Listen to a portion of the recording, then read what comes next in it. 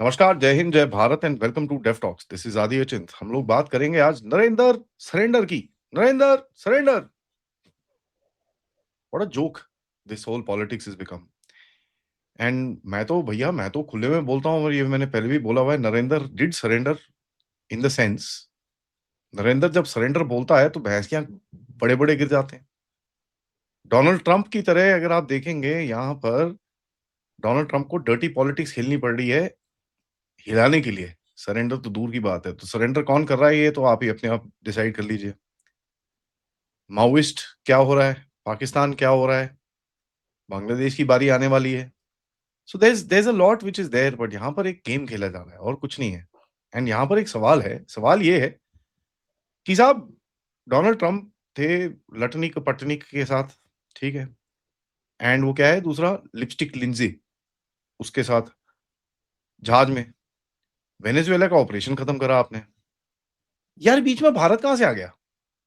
और इसके ऊपर मैंने कल भी डिस्कशन करी, but I want to take Pathikrit's view on that कि यार हद है, तुमने वेनेजुएला में गेम खेला, तुम जीत गए, वेरी गुड, बल्ले-बल्ले।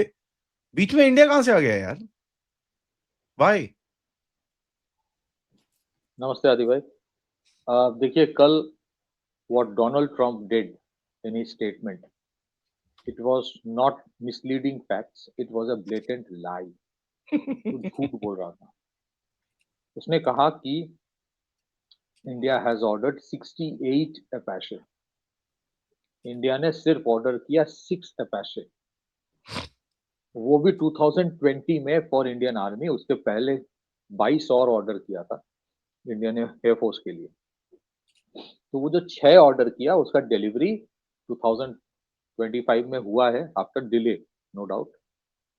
बट वो जो बोल रहा है ना कि प्राइम मिनिस्टर मोदी से सर मैं मीट यू, मैं टॉक टू यू, और वो एकदम कंडेंसेंडिंग एटीट्यूड देके बोला यस, ये this guy is too much in love with his own lies and too much in love with his own self. Let's listen to what he said. हाँ, So that's the good news. But why should they wait 3-4 years to get a plane? They should build them, get them immediately. The F-35s, it takes too long to get them. The Apache helicopter. I mean, I had India coming to me, sir, I've been waiting 5 years. We're changing it. We're changing it. India ordered 68 Apaches, and Prime Minister Modi came to see me. Sir, may I see you, please? Yes, I have a very good relationship with him. He's not that happy with me because, you know, they're paying a lot of tariffs now because they're not doing the oil, but they are. They've now reduced it very substantially, as you know, from Russia. We're getting rich because of tariffs, by the way. I hope everyone understands that. They hate to repeat it. That's the कहाँ से कहाँ की बात करता है ये when भाई? was पिछली बार जब मोदी जी यूएस गए थे, it was almost 1 year before operation Sindoor, और 1 year तो नहीं, कम से कम 8-9 महीने। वो टैरिफ वाला इशू तब था ही नहीं। कौन सा झूठ बोल रहा है, किसको बोल रहा है, किस लिए बोल रहा है? He is saying these lies. एक तो है 6 helicopter not 68, terrible with data, या फिर डेलिबरेट, क्योंकि those who would latch on to his statements to create politics in India, उनको भी पता नहीं है कि कितने ऑर्डर किया जाता है। इंडिया ने, मोदी सरकार ने 156 लाइट कॉम्बैट हेलीकॉप्टर ऑर्डर किया है फ्रॉम हिंदुस्तान एरोनॉटिक्स, एलसीएच जिसको कहा जाता है, एंड ओनली 6 हेलीकॉप्टर्स जो मैंने कहा 2020 में। तो दीज आर स्टेटमेंट्स डेलिबरेटली, ऐसे ही रैंडम नहीं दे रहा है इसको, उसका पीआर टीम ने बोला है, स्ट्रेटेजिक एडवाइजर्स ने बोला है आप इस तरह से बोलो so that opposition in India can create pressure on prime minister. वो टैरिफ बढ़ा देंगे, ये कर देंगे, ठीक है टैरिफ बढ़ाओ भाई। In fact let me put it this way, India के साथ जो टैरिफ वाला इशू है यूएस का, it is a blessing in disguise. Why? अभी जो हो रहा है वेनेजुएला के साथ, a lot of countries are jittery कि भाई यूएस के साथ रिश्ता किस हद तक रखें, क्या करें, कितना डिपेंडेंस रखें। पहले तो बोलता था कि मार्केट एक्सेस चाहिए, कल बोल सकता है कि if you want to trade with my country you allow me to acquire your country, ये भी बोल सकता है ना। यही तो किया वेनेजुएला के साथ। कि तुम मेरे साथ ट्रेड करना चाहते हो, पहले बोल रहा था इन्वेस्टमेंट करो मेरे देश में, अब बोलेगा पूरा देश ही दे दो. So India somehow, and India has survived the tariff issue. कौन सा वो tariff बढ़ाना है, बढ़ाए. If it helps Yes. Americans, Survive is not a good word actually. We have excelled. flourished, rather flourished. We have flourished. We are still a $4 trillion plus economy. हमारे foreign exchange reserve, कुछ cynics यहाँ पे भी आगे comment करेंगे, it's still near $700 billion. India is still an internal demand driven economy, और diversification जो export जो हो रहा है वो अच्छी बात है. But what is the catch here? What would, अभी जो स्टेटमेंट आज ट्रम्प का आया, ये सब मिसलीडिंग, जो झूठ बोल रहा है, ऑपरेशन सिंदूर के टाइम से वो झूठ बोल रहा है. So we have got used to it, but look at the way he is hammering the lies. और यहाँ पे कोई ना कोई उस झूठ को लेके फिर पॉलिटिक्स करता है, क्योंकि यहाँ पे सच क्या है लोगों को वैसे ही पता नहीं होता है, डिफेंस डील्स के बारे में खास करके. So number one, what will he do now? आज जो ट्रम्प का स्टेटमेंट आया ऑन वेनेजुएलन ऑयल, वो बोला 50 मिलियन बैरल्स वो ट्रांसफर करेगा यूएस को. अब वो 50 billion barrels eventually per day, per month, per year, this is not yet clear, but eventually they will target something very big. और वो बोल रहा है कि वो जो पैसा कमाया जाएगा बाय क्वारंटाइनिंग, वो तो क्वारंटाइन है on Venezuelan oil, Mark Rubio ने जो स्टेटमेंट दिया, क्वारंटाइन, तो वो एम्बार्गो चलेगा. They will ship it to America, America will sell it, तो उसके जो पैसा कमाया जाएगा वो अमेरिका रखेगा, फिर वेनेजुएला को कुछ दे देगा थोड़ा सा. Now what happens next? अब वो वेनेजुएलन ऑयल को, it will be in very cheap. India को बोलेगा you buy this cheap oil from us and ditch the Russians all together, ये बोला जाएगा. Now what we do, we have to wait and watch, because it's not an easy thing for any country to decide. बहुत सारे factors है, बहुत सारे सबटरफ्यूजेस है, बहुत सारे कॉम्प्लेक्सिटीज है. कुछ भी करो, यहाँ लोग मतलब प्रॉब्लम क्रिएट करने के लिए बैठे हैं, बार तो है ही. So what has happened next? देखिए, वेनेजुएला में जो किया, नोबडी सेज कि इंडिया में वो ऐसा किया जाएगा, ऐसा कुछ नहीं है. They can't even dream of that कि इंडिया में ऐसा कुछ करेगा. स्पेशल ऑपरेशंस, रेजिम चेंज वाला बहुत साल से कोशिश कर रहा है, और वो कोशिश चलता रहेगा. Sanctions wala, we know tariffs are being used almost like a sanction, but what should we learn from it? What should we learn? Should we only think कि अरे देखो Chinese हथियार काम नहीं आया उनका, तो should we celebrate? It's not about that. ये भी सोचना कि अरे वेनेजुएला ना प्रो चाइना था तो उसको हड़प लिया, अच्छा हुआ. It's not about that. It's about what happens to the global rules of law. What happens from today in terms of global order? चाहे वो क्यूबा हो, I am a hardcore anti communist, लेकिन फिर भी I will oppose take over of Cuba, because that destroys lot of principles of the world. तो मतलब ये है कि ये जो दो तीन चीजें मैं बताना चाहता हूं, पहली चीज है globalisation, global order, global alliances, they are dead, बचा नहीं कुछ. क्या इसका मतलब यह है कि कल बाहर से कोई इंपोर्ट नहीं करेंगे? नहीं, वो बात नहीं है.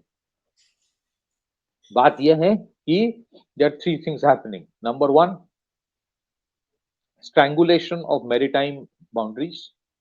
Number two, selective legality. Somebody used that word, very interesting. Selective legality. जो rules of law globally west ने तैयार करके दिया था और मल्टीलैटरल इंस्टीट्यूशन इसको पुश करता है, that is for the rest of the world, मेरे लिए नहीं. I can change the rules any time. My question is, should India continue to play by the rule book, or should India think कि भाई ये राम राज्य का time सतयुग नहीं है, this is Kaliyug, you have to be blatantly, brazenly dirty to survive. That's the most important fundamental question I think we have to deal with. और हमारे लिए चैलेंज सिर्फ पाकिस्तान नहीं है, बांग्लादेश नहीं है. There is a challenge from United States. They are openly challenging. और वो करेगा और भी करेगा. Now we have to deal with it. Of course उनके साथ हमारे कोलैबोरेशंस भी है, बिजनेस भी है, सब कुछ है. The fundamental question again is this: when it comes to China, we deal with China as an adversary.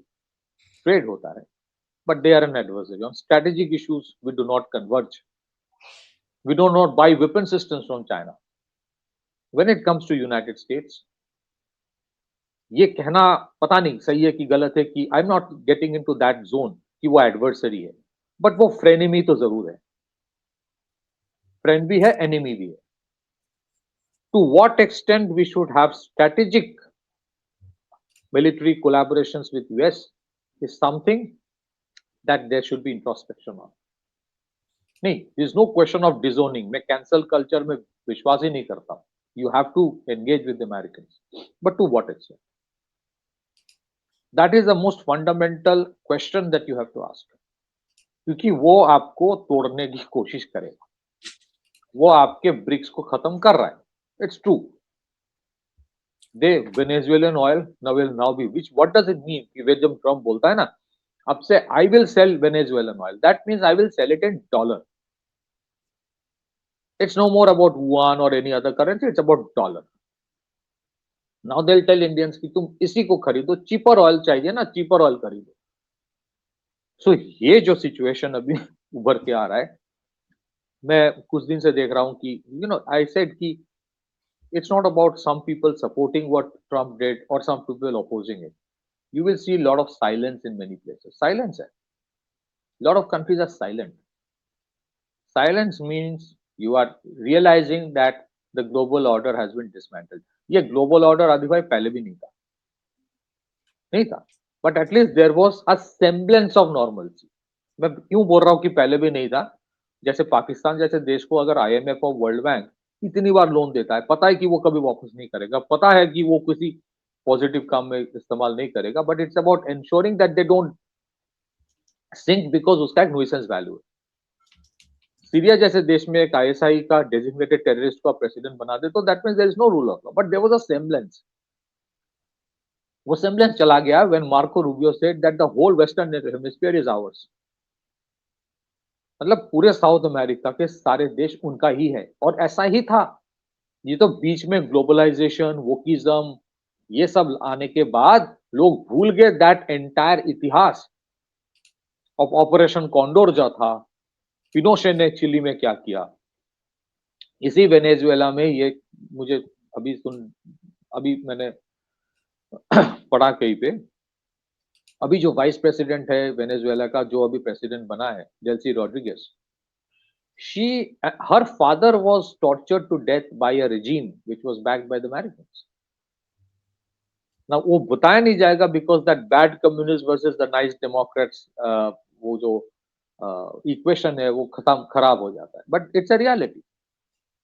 I am hardcore anti-communist, but it's a reality. जो inequality था बहुत सारे देशों में, many whatever philosophy they follow, चाहे वो socialism हो, जो भी हो, inequality काफी हद तक कम हुआ है. और वो जो मचादो है जिसके वो लिस्ट को लेके इतना कुछ किया जा रहा है, she is the rebel, she belongs to one of the wealthiest families of Venezuela. So there would be, आपके देश में भी प्रॉब्लम्स होंगे, रेजिम चेंज वाला इशू खत्म नहीं होने वाला है. मचादो का मैं एक इंटरव्यू देख रहा था, she was हाउलिंग, I will give private companies of US space in Venezuela, मैं सब कुछ दे दूंगा, इस सरकार को हटाओ.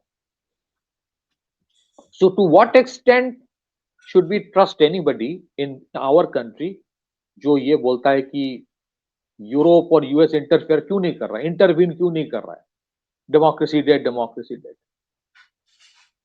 There would always be some elements. Now what should we do? आपको डर्टी गेम जो इसको सरकार को खेलना है वो शायद खेलेगा. Some will be overt, some will be covert, some will be spoken, some will be unspoken.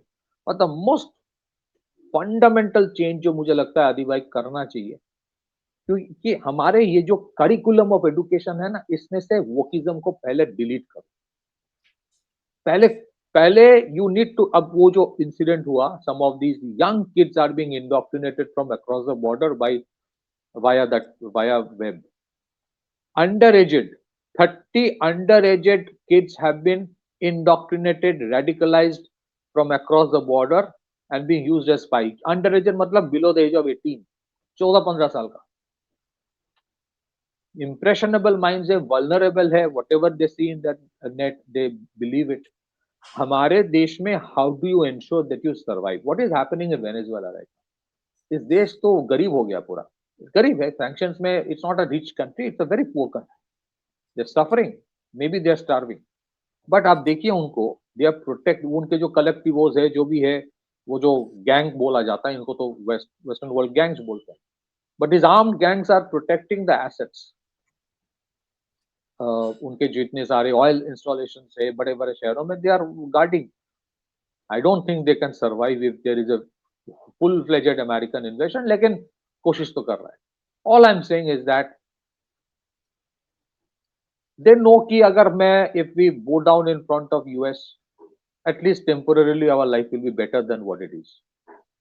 But they're not going to do it for the sake of giving up the sovereignty. Sovereignty then दे देना पड़ेगा. What are we supposed to do for the sake of a better life? Should we completely abandon our core values? Should we fight it out? Is our population ready to fight it out? Is our population ready to feel the hardships? अगर आपको कुछ hard decision सरकार को लेना पड़े. Our education system is it instilling sense of patriotism कि भाई अपने देश के अंदर का प्रॉब्लम हम खुद सॉल्व करेंगे, बाहर से किसी को आने की जरूरत नहीं. Now that will decide the destiny of the country. So it's not a question of whether it's a regime change or a sanction or a something like Venezuela happening elsewhere. It is about where does India go from here? जहां global order खत्म हो रहा है.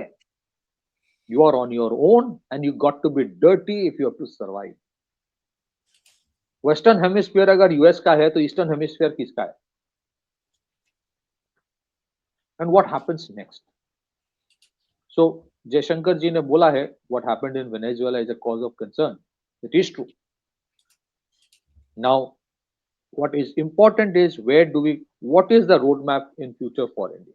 I think there should be discussions on. मैं ये नहीं बोल रहा हूँ कि मेरे पास solutions हैं, but I think India has to come out with a new roadmap.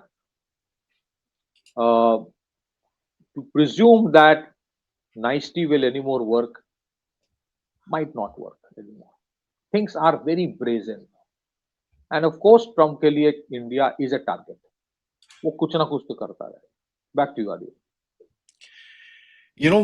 एक चीज और है where you're also looking at, देखो, let's look at Europe for that matter. मैं एक चीज स्क्रीन पे आपके दिखाता हूँ. Just give me a second. I wanted to, या हियर वी हैव इट. मैं आपको भी दिखाता हूँ. This is a screenshot. ठीक है, यहाँ पर यूरोप के एक ऑफिशियल्स की तरफ से एक वार्निंग जो दी गई है कि साहब अगर आप ग्रीनलैंड लोगे तो जितने भी यूरोप बेसिस हैं, यूरोप में आपके बेसिस हम सारे ले लेंगे. ठीक है. Secretary of State Marco Rubio has informed member of Congress that United States intends to purchase Greenland. ठीक है. See, the point that is the reason मैं ये दिखा रहा हूँ आपको. It is because ये जो इस टाइम पे world order है, it is not just cracked. It is basically gone to the next phase where सब लोग कोशिश कर रहे हैं कि कहीं ना कहीं किसी ना किसी तरह से अपनी जगह बना के रखें. Right. And that's something that we see. तो अगर आप उसमें देखेंगे, you will, if you see the way that things are going चारों तरफ दुनिया के अंदर, you will actually realize that there is a big shift as far as thought processes. अब ट्रंप ने कल वेनेजुएला को बोला है कि भाई साहब आप रशिया चाइना के साथ करेंगे नहीं. ठीक है, बिल्कुल भी. You have to only deal with me. And जैसे आपने भी बताया कि भाई ऑयल का भी उसने बोला है कि भैया मेरे को 50 मिलियन बैरल ऑयल का दे दो, मैं पैसे पूसे हैंडल करूंगा उसके बाद. So there are no friends, there are no enemies, there are no adversaries, there are no partners, there are only interests. जी बिल्कुल. ठीक है. और आप लुक एट जी, सॉरी, हाँ प्लीज. नहीं, दैट्स अबाउट इट. तो बेसिकली देखिए मॉडल वेरी इंटरेस्टिंग है कि भाई मैं तो डॉलर छापूंगा, मैं और ट्रिलियंस ऑफ डॉलर छापूंगा, उससे मिलिट्री और भी सशक्त करूंगा, फिर जाके फिर हड़प लूंगा दूसरे देशों को, फिर उसका कमोडिटी मेरा हो जाएगा, फिर उसी कमोडिटी को तुम्हें डॉलर से खरीदना पड़ेगा, सो डॉलर विल रिमेन स्ट्रॉन्ग, तुम्हें जो उखाड़ना है तुम उखाड़ लो। ये उनका फिलॉसफी है।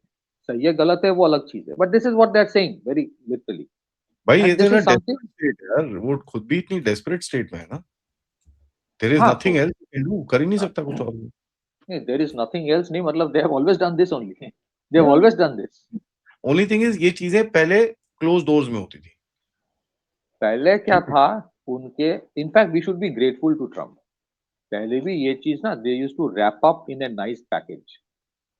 There is no difference between what was done in Iraq and what is being done in Venezuela. एक जगह पे वेपन्स ऑफ मास डिस्ट्रक्शन का झूठ था, दूसरी जगह पे नारकोटिक्स का झूठ है, और दोनों जगह पे अभी जो ट्रम्प बोल रहा है कि now I will control the finance, Venezuela का पैसा मैं कंट्रोल करूंगा, जो तेल बेच के आएगा।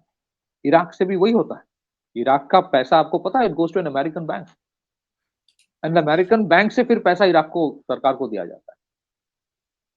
And the bank, American bank मतलब not an American bank branch in Iraq, it's an American bank branch in America. So all I am saying is this, देखिए right now South America appears to be more united than anywhere else, any other region। उनको उनके लिए सबसे ज्यादा खतरा है। when they say western hemisphere they mean south america first, और उनका एक इतिहास है what was done to them, whether it is Chile or Colombia or Cuba or other countries, बोल तो रहा है कि things are not good, they realize the danger। Europe is totally confused, उसको पता ही नहीं क्या करना है, उनको पता ही नहीं कि यूक्रेन ज्यादा खतरा है या ग्रीनलैंड वाला इशू है। They are the most confuse lot of the world. But हाँ कुछ ना कुछ तो वहां होगा, बिकॉज एक तो डिवाइड ऑलरेडी है ईस्टर्न यूरोप और वेस्टर्न यूरोप वाला। दूसरा इफ समथिंग हैपेंस यूक्रेन वाला issue will divide more, and then eventually Greenland वाला इशू आएगा, तो पता नहीं फ्रांस फ्रांस क्या करे। थर्ड, द मोस्ट डिसयूनाइटेड, जहां एक हर कोई ढूंढ रहा है कि यूएस इसके ऊपर कुछ कर दे तो मेरा फायदा होगा, that is Asia, and primarily south and south east, पूरा दिस पार्ट ऑफ एशिया अगर आप देखें। और as it is they have created these nuisance across our borders on both sides। So then the challenge for us is far more than the challenge for the South Americans or the Europeans, because the South Americans have somebody to talk to, they can come together, discuss ki kya karna hai। Europe में they can discuss, they may not have a consensus but they can discuss। India के साथ right now, because India is near to the place where it can challenge, top 3-4 में है, and yet it has not bowed down, so they equate, so India का situation सबसे challenging। So because you are the only few countries that actually support you, few का मतलब ये नहीं कि हम गलत कर रहे हैं, few का मतलब इसीलिए है because you are asserting, growing, and that creates envy among many। So that's the reason at a certain point of time जब आप as you go up the ladder ना, you become more lonely, ऐसा होता है। US today is very lonely, but it doesn't care because they have the money। So today, except for Russia, except for some countries like Israel, जिसका भी conditional होगा in certain area, you need to decide on your own कि हमारा next step होगा क्या, what is our priority। Because if you fix and if you move ahead that look, for me priority is BRICS, for me priority is Atmanirbhar, for me priority is India first, we all support that, then certain challenges are going to come and we have to deal with that। The question is, are our people conditioned to deal with hardships for the sake of the nation? That is where a problem rises, because हमारे education system में वो चीज कभी instill किया ही नहीं गया। We have always looked for quick fix। We are excited, हमारे लोग excited हो जाते हैं लड़ाई जंग को लेके, ऑफिस से वापस आने के बाद और सोने जाने से पहले वो 1 घंटा is to enjoy that war scenario from sitting in the bench, but not otherwise. Hardship is something the Russians have gone through. Hardship is something maybe even the South Americans know. We are not aware of hardship of that extent in the last 30, 40 years, especially in the last, say, few years, because India, life में stability है, उतना ज़्यादा fluctuation कभी हुआ ही नहीं. So conditioning the country's people about challenges coming, and invariably आपको आदि भाई challenge face करना पड़ेगा if you want to go to the next stage. If you want to be a $10 trillion economy, और जो कि इंडिया के लिए जरूरी है, the government is working towards that vision. We have the potential, we deserve it, but it's not going to be a cakewalk. क्योंकि आपके सामने कांटे के एक रास्ता तैयार किया जाएगा. What happens next? People of the country will have to decide, because the government is willing to take that step forward. Whether the people are ready or not for the hardships, that they have to decide. Back to you, Adi. Yep. On that note, thank you so much for that update, Pathikit bhai. सबसे request है, video को like करिए, subscribe करिए, and get ready for action. Of course, share this with your friends and families, and of course, अगर आप इस channel की तरफ contribute करना चाहते हैं, please check out the description for further details. नमस्कार, जय हिंद, जय भारत. Jai Hind.